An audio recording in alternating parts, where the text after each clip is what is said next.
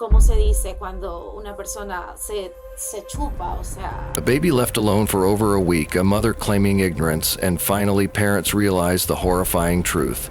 And now, all eyes are on Crystal Candelario, the person who was supposed to keep her child safe. Can you put your hands behind your back for me right now?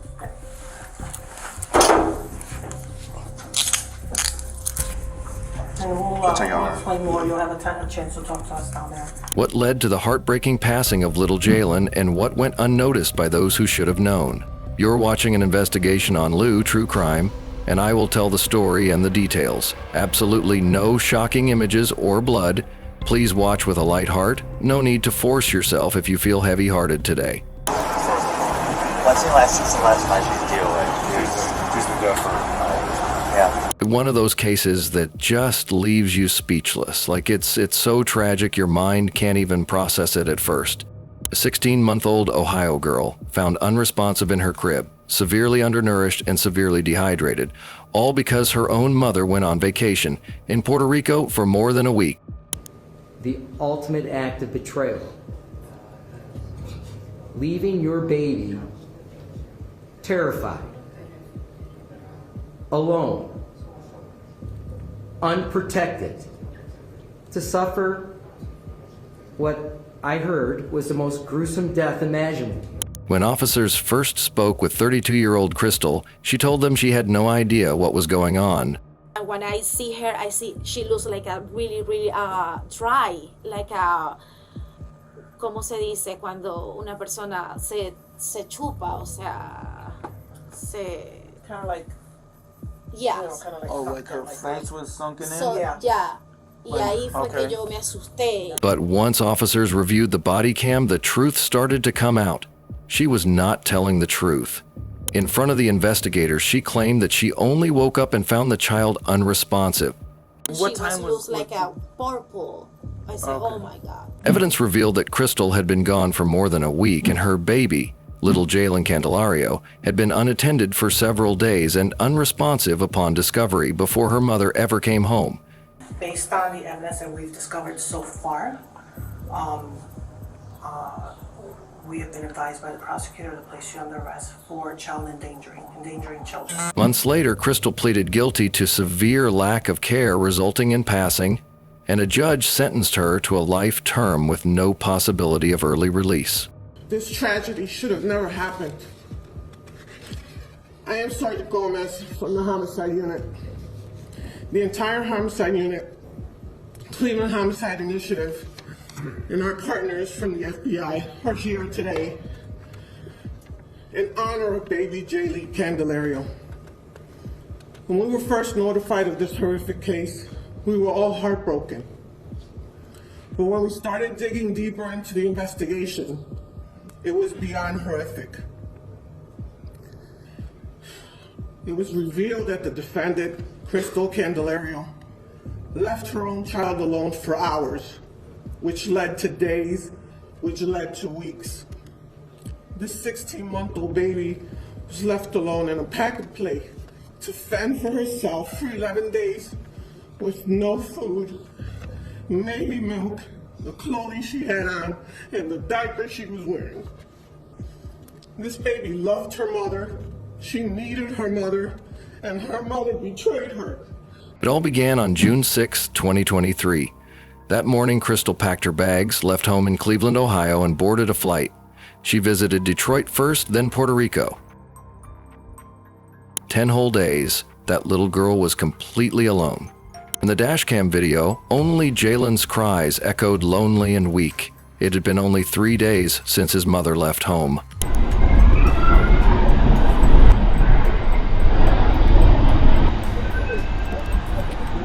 By June 16th, she finally came home. The moment she walked through the door, she found Jailyn's unresponsive. The little girl weighed only 14 pounds, her body thin, her skin sunken.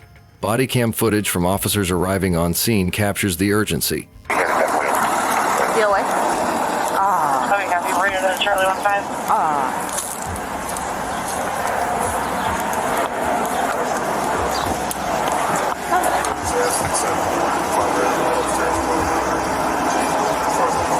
What's the last night you deal with?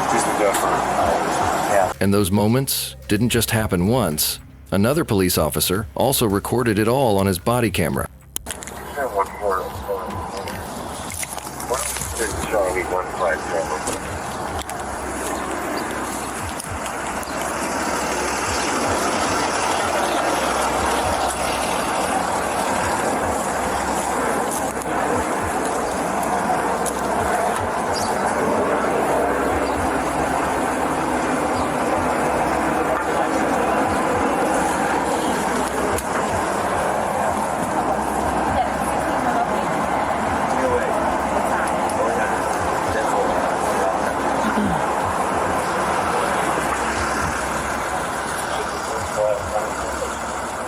And then 16 radio printer.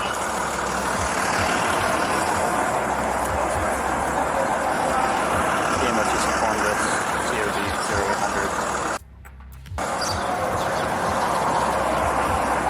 0800. Moments later, more officers arrive. For the first time, we see Crystal. Could I have her name, please? Yes, Crystal, K-I-I-S-T-E-L. What is the child's name? Jailyn, Jailyn, and my last name the same, Candelario. Okay. Jailyn Candelario.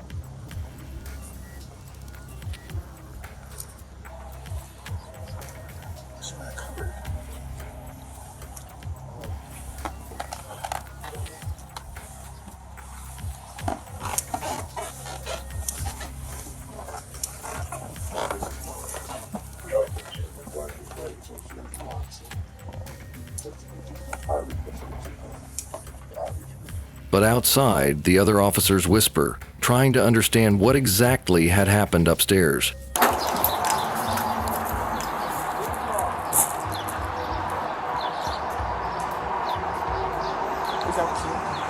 That's what she was?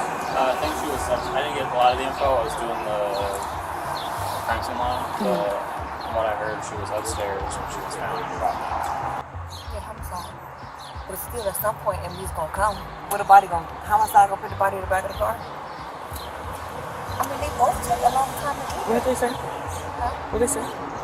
So she speaks about. So she told Christian that yesterday the baby was crying a lot. So last week, the whole week, the baby wasn't in the street or whatever. And yesterday she was crying a lot when she was having stomach pain. So she cried herself to sleep. And mom put her in her bed in the crib. And mom woke up this morning to check on her and thought her unresponsive and carried her downstairs and laid her. But the EMS said she been dead for a while. Whenever you're done assisting, can you check out that 911 EMS handout? said she been dead for a while. A few hours at least.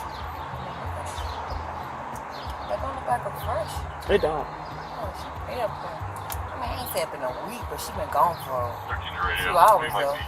A few hours. So, but in the last week, she get a vomiting too. Remember right now, you mentioned the vomiting. She get a vomiting the last week, Monday and Tuesday, two times. But I was trying controlling because I know I give to her Tylenol or something, you know, for controlling the vomiting. Okay. Come on, George. Through tears, she insists her daughter had been vomiting the past week. She claimed it all happened on June 12 and 13, but investigators quickly learned she wasn't even in Ohio at the time. The entire story in the recording fell apart after just a few small details. Last night she was crying a lot, and I see one moment when I was take a shower, and she was screaming like, I don't know, probably she get a pain. Okay. Maybe. Crystal said she woke up to find Jailyn's face purple. She says she called 911 around 8 o'clock in the morning, though she can't remember exactly. In this morning when I wake up, you know, I took her in the morning for, Jailyn, wake up, and she wake up, and when I see her, I see she looks like a really, really dry, like a, ¿cómo se dice cuando una persona se chupa? O sea, Kind of like Yes. Oh, like her fence was sunken in? So, yeah. Y ahí fue Okay. que yo me asusté y dije, yes, and And she what was time loose was like a purple. I said, Okay. oh my God. And that was what time this morning? In this morning, when I called to emergency, I don't remember the exact time, but maybe 8 a.m. Okay. Yeah. When she switches to Spanish, an interpreter clarifies. And she would always sleep in the playpen at the end of the day? Sí, siempre duerme, por eso le ponemos colchitas ahí, pero ella ayer, como le explicaba al oficial, ella era de un carácter así que lloraba y explotaba, así tiraba todo, y entonces ayer ella estaba así, yo la agarré y le calma, estaba muy inquieta. She says that, yeah, she normally sleeps in the playpen. You know, the playpen she puts like blankets and things like that to kind of cushioning. Okay. She says the baby last night was very, you know, wouldn't stay still. You know, so went through some swallowing. Yeah. You know, como si algo le estaba molestando. Como que eso le explicaba él, como que si algo le dolía o Yeah, algo. almost like she was not like herself. Like Yeah. something was bothering her maybe or something. Investigators will then speak with Crystal's aunt, Olga Torres. Do you know of a hired babysitter? Of someone that's hired to babysit when her mom is not available to babysit? That I don't know. For instance, when she, now that your sister's in Ecuador, since how long has she been in Ecuador, by the way? Today's the 18 days. 18 days. So she left on the first? Yeah. Okay, everybody left on the first? Yeah. Your My sister, brother. her husband, and the daughter? Yes. The 7-year-old? Yeah. Okay. Mhm. So, on days that she has to work, you know, or any other days, who would babysit now that they're in Ecuador? That I don't know. Do you know of anyone that she No. has hired? No. Okay. No, that is exactly. Her relationship with me is not the best. Okay. Okay. So Appreciate your honesty. So with trying to avoid issues in the family, problems with, you know, if I get involved in anything, she will get really upset. Okay. And my sister says, you know, just don't get involved, back off, you know. She's my niece and I love her to Of death. course, yeah. And I want the best for her. But she doesn't allow me to help her or give her advice, so I just stay back. Okay. You know, so those issues, you know, everybody has in their family. Yeah, and of then, course, yeah. And then I just look for the best for her, but she doesn't allow me to. Gotcha. You know, so since her parents left, like she had built that wall between us. What did he say? What did he hear? What did he hear happen? He said, you know, Jailyn passed away. I said, what? I said, no, it cannot be. I said, are you sure? He said, yes. So after that, I got numb, you know, like, you feel this funny feeling. Yeah. It's a shocking death. So, But I said, what happened? What do you know? So he says, I don't know a lot of details. I really don't know. so once you've talked to her, has she told you what happened? She told me that Jailyn was sick. She said maybe something with the milk. She was throwing up. And I said, but we even took her to the hospital. Did she go into, at what point she discovered the baby that day? Yeah, she said Friday at 7 o'clock in the morning, 7:30ish. And that's when she 7:30ish? called. And when she called the paramedics because Did she say what she was doing prior to?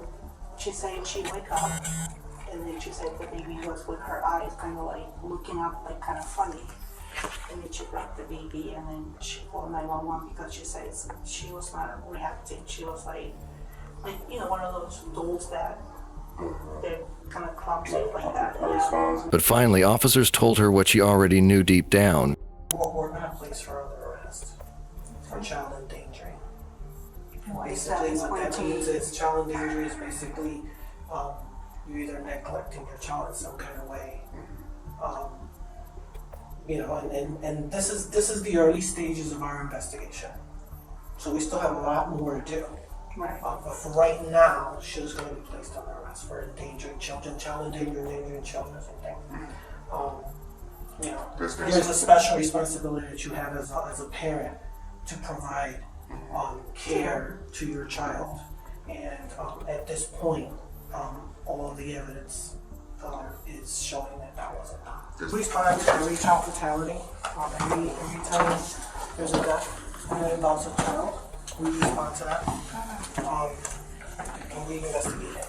Okay? And sometimes we get evidence right away, sometimes we get evidence. It takes a little bit of us to get evidence. Based on the evidence that we've discovered so far,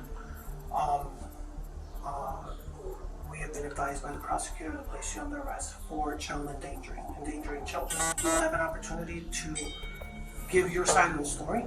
If you go downtown, you can tell us. If you want to talk to us, you'll be more than happy to listen to what you have to say.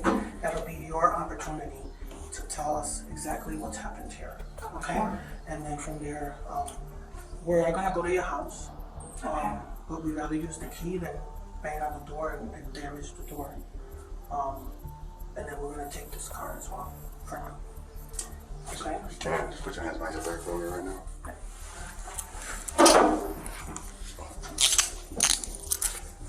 And we'll explain more. You'll have a chance to talk to us down there. Can you explain me?